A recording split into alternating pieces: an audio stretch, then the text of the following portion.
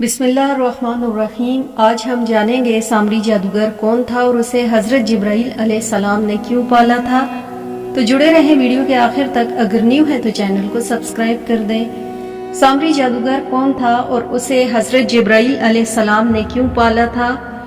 فرعون کی ہلاکت کے بعد بنی اسرائیل اس کے پنجے سے آزاد ہو کر سب ایمان لائے اور حضرت موسیٰ علیہ السلام کو خداوند کریم کا یہ حکم ہوا کہ وہ 40 راتوں کا کوہ طور پر اعتکاف کرے، اس کے بعد انہیں کتاب تورات دی جائے گی۔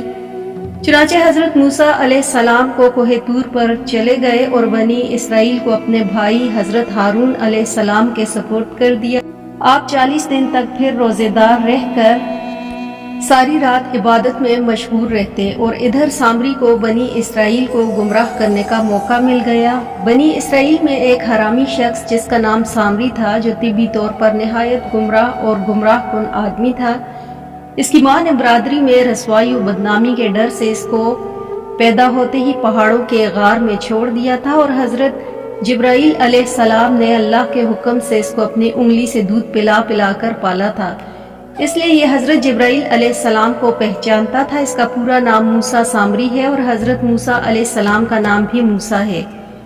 موسیٰ سامری کو حضرت جبرائیل علیہ السلام نے پالا تھا اور حضرت موسیٰ علیہ السلام کی پرورش فرعون کے گھر میں ہوئی تھی، مگر خدا کی شان کے فرعون کے گھر پرورش پانے والے موسیٰ علیہ السلام تو خدا کے رسول ہوئے۔ دیکھ لو، موسیٰ سامری جو حضرت جبرائیل علیہ السلام کا پالا ہوا تھا وہ کافر ہوا، اور حضرت موسیٰ علیہ السلام جو فرعون کی پرورش میں رہے وہ خدا کے رسول ہوئے۔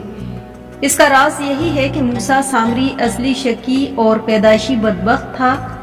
حضرت جبرائیل علیہ السلام کی تربیت اور پرورش نے اس کو کچھ بھی نفع نہ دیا اور وہ کافر کا کافر ہی رہ گیا، اور حضرت موسیٰ علیہ السلام چونکہ ازلی سعید اور نیک بخت تھے، اس لیے فرعون جیسے کافر کی پرورش سے اس کو کوئی نقصان نہیں پہنچا۔